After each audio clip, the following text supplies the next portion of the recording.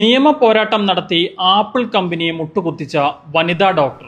അങ്ങനെ ആപ്പിളിനും പണി കൊടുത്തിരിക്കുകയാണ് മലയാളി ഡോക്ടർ 13 പ്രോ മാക്സ് അല്ലെങ്കിൽ 13 പ്രോ അദ്ദേഹം തന്നെ പറയുന്നതെന്ന് കേട്ടു നോക്കൂ. അത് വാങ്ങിച്ച് 3 മാസം കൊണ്ട് 50,000 സംതിങ് കൊടുത്താൽ അതൊന്ന് നന്നാക്കി തരാമെന്ന് പറയുമ്പോൾ അതിന് നേരെ കൊണ്ടുപോയി കേസ് കൊടുത്തു. മാത്രമല്ല പുതിയ ഫോണും വാങ്ങിച്ചു. പിന്നെ രംഗം ട്വിസ്റ്റായിട്ടുണ്ട്. അതൊന്ന് കേട്ടു നോക്കാം.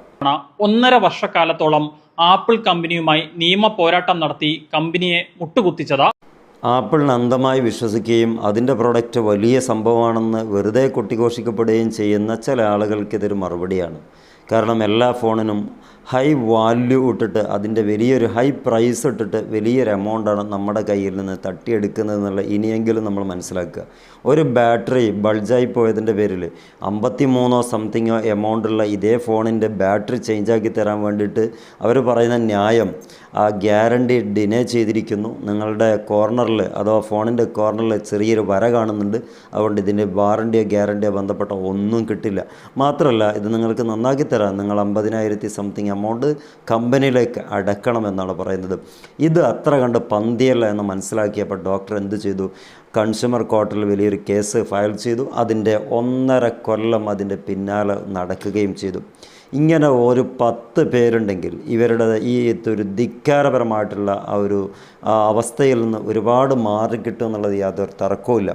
കൊള്ള ലാഭം എടുക്കുകയും അതേപോലെ തന്നെ ഉത്തരവാദിത്വം തീരെ ഇല്ലാതായി പോവുകയും ചെയ്യുന്നുണ്ടോ എന്ന് സംശയിക്കേണ്ടടുത്താണ് ഇത്തരം കാര്യങ്ങളൊക്കെ നമ്മുടെ ചുവടുകളിലേക്ക് എത്തുമ്പോൾ നമുക്ക് തോന്നിപ്പോകുന്നത്.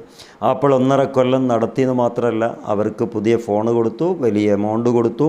അവസാനം മുട്ടുകുത്തി ഞങ്ങളൊന്നുമല്ലേ നിങ്ങളെന്നെ രാജാവ് എന്ന് പറയുന്നിടത്തേക്ക് എത്തി. ഇതാണ് കസ്റ്റമർ പവർ. കസ്റ്റമറാണ് രാജാവ്. ബിസിനസ് ലോകത്ത് കസ്റ്റമറാണ് രാജാവ്.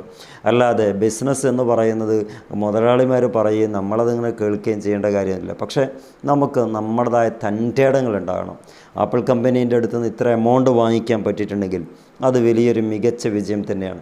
ഇതുപോലെ പല കമ്പനികളും വലിയൊരു എമൗണ്ട് നമ്മുടെ കയ്യിൽ നിന്ന് പല കാരണങ്ങൾ പറഞ്ഞിട്ട് വാങ്ങിച്ചു പോകുന്നുണ്ടെങ്കിൽ അത്തരക്കാർക്ക് ഇതൊരു പ്രചോദനമാണ്. കൊടുക്കേണ്ടടുത്ത് കൊടുക്കേണ്ട രൂപത്തിൽ കൊടുത്താൽ നമ്മുടെ നഷ്ടവും ലാഭവും അല്ലെങ്കിൽ ആ പോയതിൻ്റെ പ്രയാസം അനുഭവിച്ചതിൻ്റെ ആ ഒരു വിഹിതവും ഒക്കെ നമ്മുടെ രാജ്യത്ത് കോടതികൾ വാങ്ങിത്തരും.